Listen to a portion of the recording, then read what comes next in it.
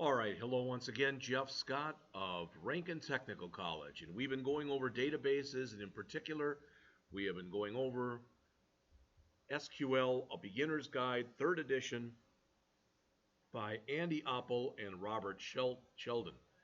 And I wish I had checked, but I think I was on, is that right, 212? There we go. We are now going to begin Chapter 9, and remember, we're going to cover, we've already covered the first 8 chapters, and we're going to also cover 9, 10, 11, and 12, I believe it is. So Chapter 9 is on using predicates. So notice we have 5 objectives here. We want to be able to compare SQL data, return null values, return similar values, reference additional sources of data, and quantify comparison predicates. And as mentioned, up to this point in the book, the author has presented a lot of information about various aspects of database objects and the database, the data that they store. All right. Then we went into queries in Chapter 7 and modifying in the last chapter where we talked about inserting, updating, and deleting. Now the author says it's time to take a step back and focus on the where clause. All right, and I believe, again, I'm not the author of this book, but I believe the author's rationale for doing this is, or their rationale is that they wanted to make sure you had a good understanding of the data manipulation language commands, the select, the update, the insert, and the delete, before they went back and talked about the where in a little bit more depth and breadth of coverage. So in this chapter, as mentioned, the authors focus on the predicates that are most commonly used by SQL programmers, along with some examples. So we'll be doing the same thing. First, they talk about comparing data. And as mentioned here in the second paragraph, each predicate in a where clause is evaluated on an individual basis. That's why if you combine a lot of things together, for example, with an and, everything, if I do A, if A and B and C, for example, then A must be true, and B must be true, and C must be true. On the other hand, if I use or, if I say if A or B or C, only A or B or C or any combination have to be true. So with and, everything, or just one thing. But now we're talking a little bit more here about things that are equal or not equal.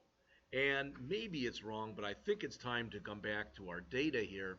And let's again select star from employees. All right. And I want to make sure I'm giving you the right syntax. MySQL alter table syntax.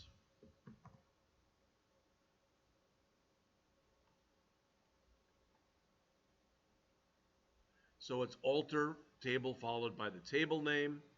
We have an example in here, alter this. I don't want to drop, I want to add something.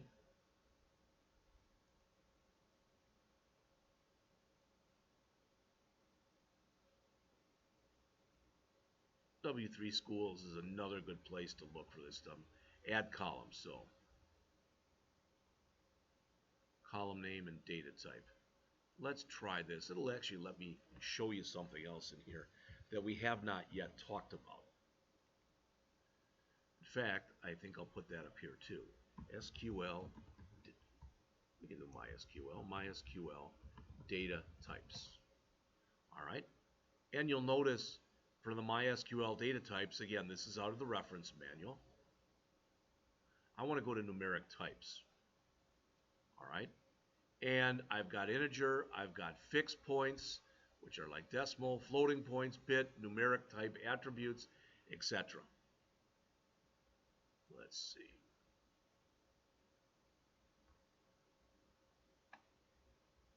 I think what I want to use in here, I'll want to use a decimal type in just a minute. You'll see what we're doing in a second, because we're going to do something like this. All right. So let me bring this in.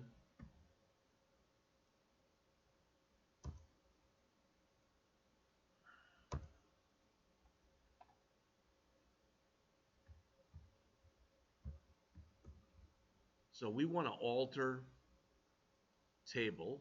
We're going to want to alter table employees. Oops, I don't want to do all that. Oops.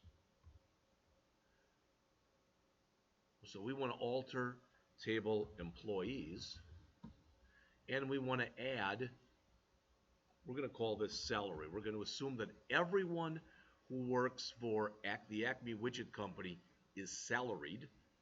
And let's go back here, and we're going to use this. We're going to say salary, decimal, and we'll change that number. It'll give me a chance to explain a couple of other things. All right, so we're going to add this right now, which will add a new column to our employees table. All right, normally you want to make sure you've added all of the data columns before you put data in, but this just came to me. Now, decimal 52, what that means is the biggest number you can have in there is 5 digits long. 1, 2, 3, 4, 5. That's this one. And what comes after that number is how many decimal places. So right now, that's the biggest number. Well, I want to assume that the biggest person can make per year $999,999.99. So if I look at that, that means 1, 2, 3, forget about the comma, 1, 2, 3, 4, 5, 6, 7, 8. 1, 2, 3, 4, 5, 6, 7, 8 is the biggest we can have with 2 decimal places. So that means that that's what the largest salary we could have would be. So I'm going to add this.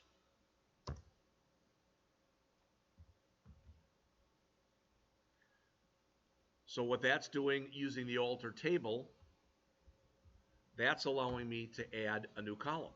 So now notice if I describe the employees table, now I've got a salary column. All right, and if I select star from employees, hopefully you already know this, it's all null because I haven't put any actual salaries in there yet. All right, and we could do this through a whole bunch of insert statements. So I can say insert into, again, I could make it lowercase. I'm trying to put all the keywords in uppercase. No, I don't want to do an insert. I want to update employees, and I'm going to say here set salary equal to 100,000 where ID equals 1. All right. Now, notice I have a salary of 100,000. I'm going to pause this, and I'm going to put in the salaries for everybody else. All right, so I'm going to pause this tape for just a second. All right, so now you can see I've gone in, I put arbitrary values in there. All right, they really and truly don't mean anything. But now every employee has a salary. Okay? So why did I do that? Well, if I say select star from employees, you can see what I get. But if I say select star from employees, where salary, let's say, is greater than or equal to $100,000, now you notice it's just Charles and me. The opposite of that would be to say select star where the salary is less than 100,000, and that would be the other 9 of you. All right. Now, if I wanted to do that, I could also run that same query. Okay, and I could say order by salary in descending order. Whoops, and I put a colon there instead of a semicolon.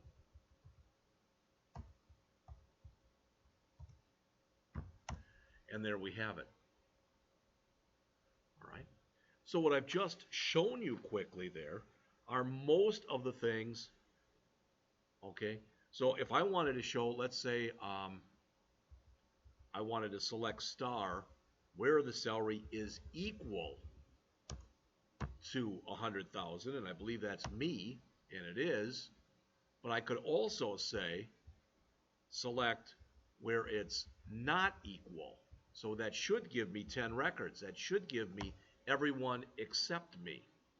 So I've just quickly shown you equal, not equal, less than, greater than, less than or equal to, or greater than or equal to.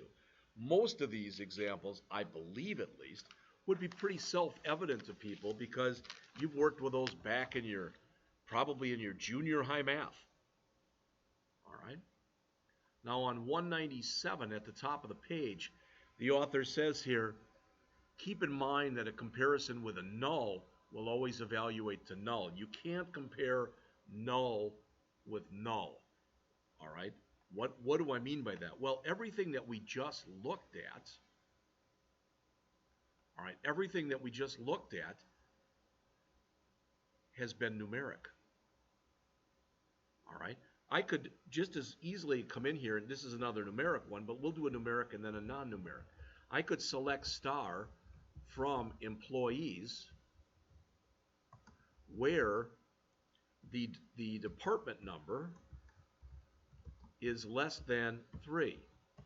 And you notice I get the people who worked in Department 2 and who worked in Department 1. All right, let me get rid of this. Apologize for that.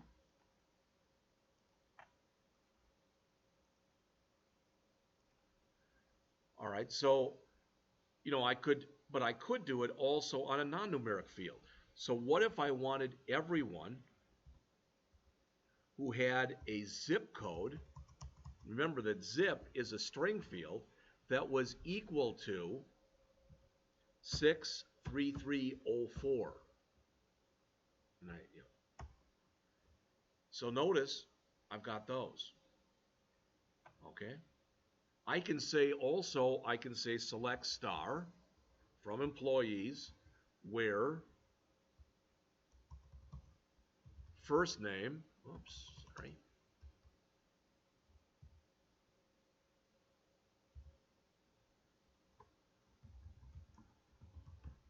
is equal to Charles. And I get it. And I believe that I'm going to check it right now, but in MySQL, this is not case sensitive. So I could even do this. And it still works. So I could do any uppercase, lowercase, etc. Because although in some relational database management language, relational database RDBMSs, relational database management system languages are case sensitive, all right, MySQL is not. So, you might say, well, look at this. What if what I wanted, and this is stuff we're going to get into, were all people whose last name or first name started with E. So just Evan and Ethan. I could say select star from employees where, and I can do this, where first name, like, which is another keyword, and I'm going to say it starts with an E and it's followed by anything. And you notice I get Ethan and Evan. In fact, I can even take that a step further and say select star from employees where first name like, and I can put this here, I can put in, whoops. That says give me anybody who's got an E in their name anywhere. No, there we go. Okay, somehow I managed to lock up my caps lock and stuff here. So like,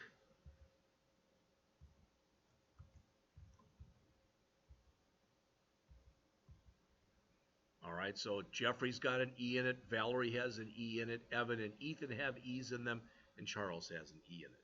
These are all things that we're either going to look at in this chapter or in a chapter that we'll come into soon, just to show you some of this stuff. All right?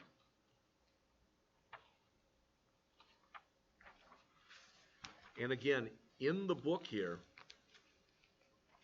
they go through a lot of this. I want to show you something that's similar to the example they have here. This says select your CD titles copyright from your CDs on hand table where the copyright year is greater than or equal to 1971 and it's less than or equal to, all right, 1989. And I want to show you something for one reason. The book doesn't talk about it at this time, but I just want to show it to you. So let's say that, again, let's select star from employees. There's all of our employees, all right? So let's say that I want everyone who's making less than $90,000, all right? So I say select star from employees where salary is less than $90,000. And you can see what I get. I get 7 of the 11 employees. All right? But what if I only wanted those employees with a salary that's between $70,000 and $80,000? All right? So I can do this and I can say where salary greater than or equal to $70,000 and salary less than $80,000.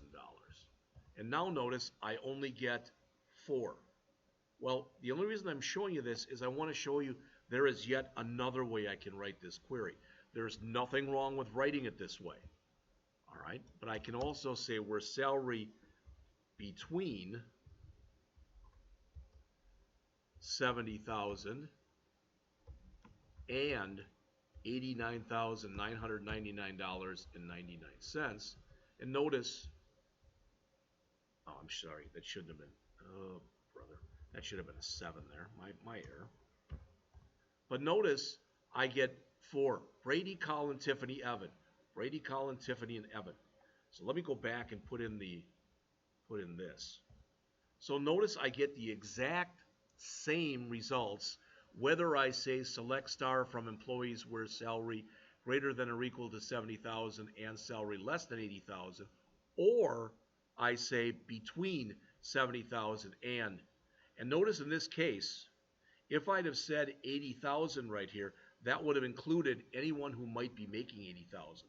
We wanted it less than 80,000, which is why I used 79,999. Now, if you look at this, and we look at the number of characters we type, there really isn't a difference as far as what we type. What I have been told in people that I've talked to who know much more about this topic than I do is that when you can, you should use this one because this is an actual MySQL command. All right, and it should actually execute a little bit faster. Now we'd have to put that up to the system clock. You know, it says 0.00 seconds. It's taking such a small amount of time that you can't tell the difference. If we had hundreds or thousands or millions of records, this should come back with a faster runtime than this. But even that, it's probably going to be fairly negligible. All right, so I just went over the between predicate in the book right here. All right.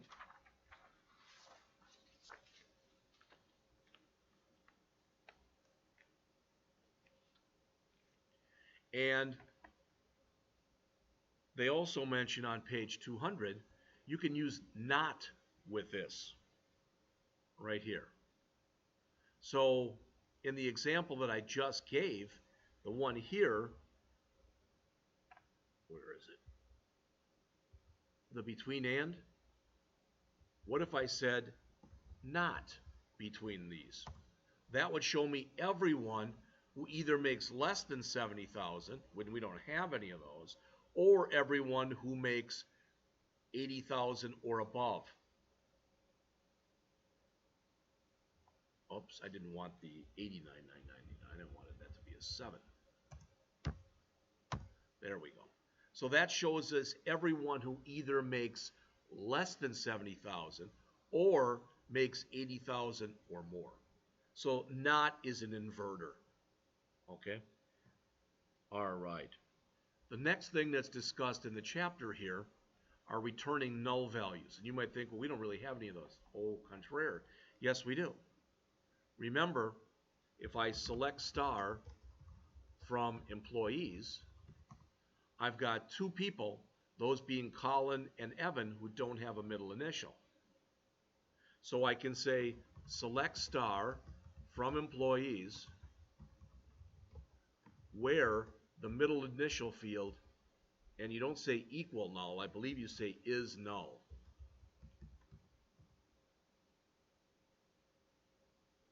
Well, we put null in there, so why aren't we getting anything back?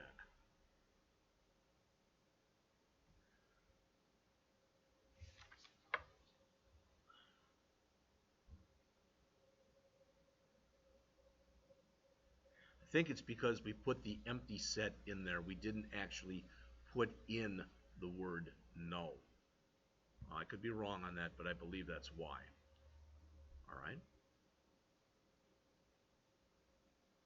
Now let's take a look at the examples that they give in here, which I'm sure are better than mine. Select star from artist bio where place of birth is null. So let's say with William Ackerman and Bing Crosby, we didn't know where they were from. With William Ackerman, we also didn't know the year in which William Ackerman was born. So notice for William Ackerman, null, null.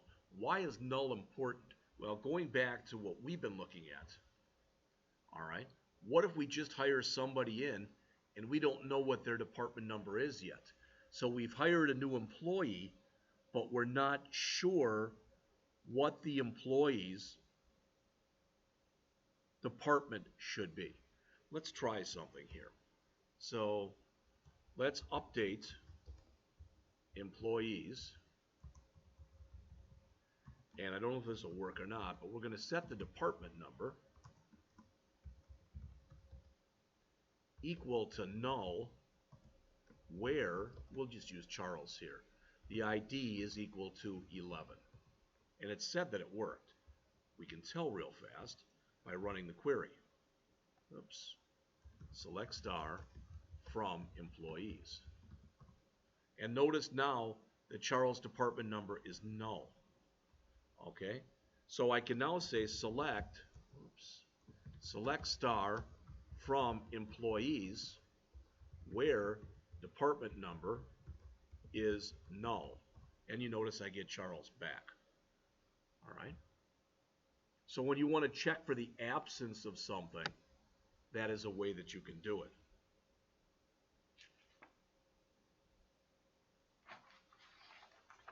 Now, I want to change that back. I don't like that. So I'm going to update employees again. I'm going to set the department number equal to 6, where the ID is equal to 11. All right, select star from employees again. And he's back working for Department 6. Okay? All right.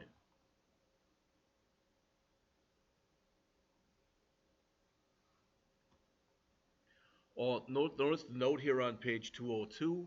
Although the SQL standard permits you to specify multiple columns in the null predicate, many implementations do not support this. All right. All I'm saying is null may be funky to work with certain types of things that you are working with. All right. Next is returning similar values and talking about the like predicate. I've already shown you this. Okay? And the two key word symbols that you use in here are the %, which means 0 or more, and the underscore, which means exactly 1. So let's look at their examples. If you say J followed by a %, that means anything that starts with J, and this is what you'd get back in their case. If you said something that ends with spark, you'd get these two things. This says anything with blue in it anywhere. So famous blue raincoat, blue, and blues on the bayou. This says anything with Klein in it, followed by something that ends with hits. This says 1904 followed by anything. So that could hold 1940, 1941, 1942, 1943, 1944, 1945, 1946, 1947, 1948, or 1949. Here there's 2 underscores, so that could hold anything between 00 and 99. Here there's 2 underscores, so that could be anything numeric or non-numeric, character or letters or non-letters. Here's 2 more, etc. So you see the examples. Now, how can we use this? Well, looking at this, as an example here, let's say select star from employees where salary like, and let's just say that what we want is a 7 followed by any number followed by a 0 followed by anything. All right? Well, we've got what? All these with 7s. So let's play computer here. There's a 7 followed by anything followed by a 0. So that would be this for Brady. 7 anything, that's not a 0. 7 anything, that's not a 0. 7 anything, that's not a 0. All right? If I could run this same thing, but I run the inversion, and I say not like, that should give me everyone except Brady. If I wanted everyone that just started with a 7, all right, so just started with a 7.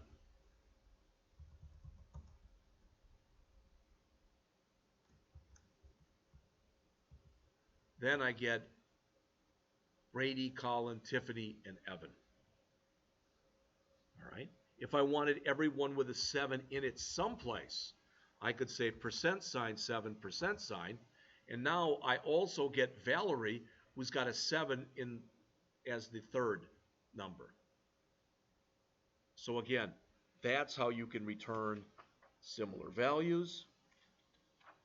So I showed you a few of these, and they also show several of them in the book as well.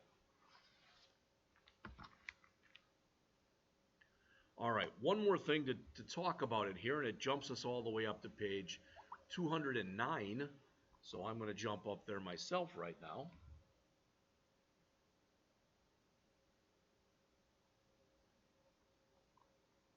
And on page 209, again, the last thing that we'll talk about in here is using the in predicate. I think that's the last thing that's in here, but let's double check. Nope, we'll look at in. We'll look at a couple more things, okay? All right, so for right now, let's look at the in predicate. And I want to show you where using this predicate can result in, for lack of better words, sometimes a little savings as far as what you type. All right, looking at this again and doing the select star from employees. All right, let's say that I wanted everyone who either is in Wentzville, which is a zip of 63383, or Lake St. Louis. So I could say select star from employees where, oh, it did that again. I hate it when it does that. Where the zip is equal to 63385, or the zip is equal to 63367. And notice what I get back. Okay? Just those. Now, another way that I could write this is to say where zip in 63385, 63367. And you notice I get the exact same output. So using the word in, here we are actually typing a little bit less, not a lot, but think about it. If I wanted to add another one up here, and I wanted to say select star from employees where zip equals this, or this, or this, maybe I've got 30 zip codes and I want to list 10 of them there. All right, you can't say You cannot say where zip equals 63385 or 63367. You have to always put the name of the field. All right? But using the in can result in a little bit less typing. Now they talk about the in predicate a little bit, and they probably show a better example than I did in our book here.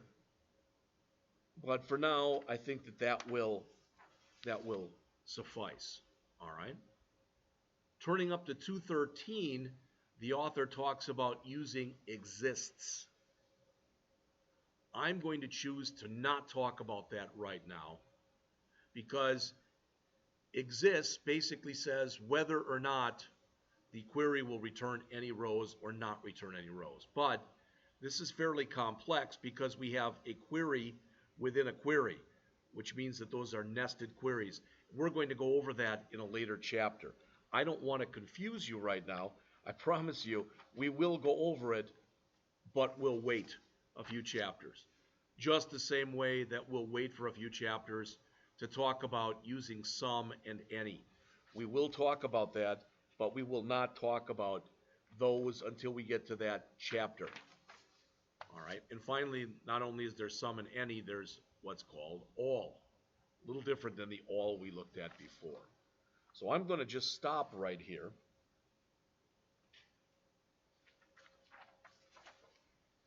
And when I return with the next lecture, we will be going over Chapter 10. So we're making great progress, in my humble opinion, right here.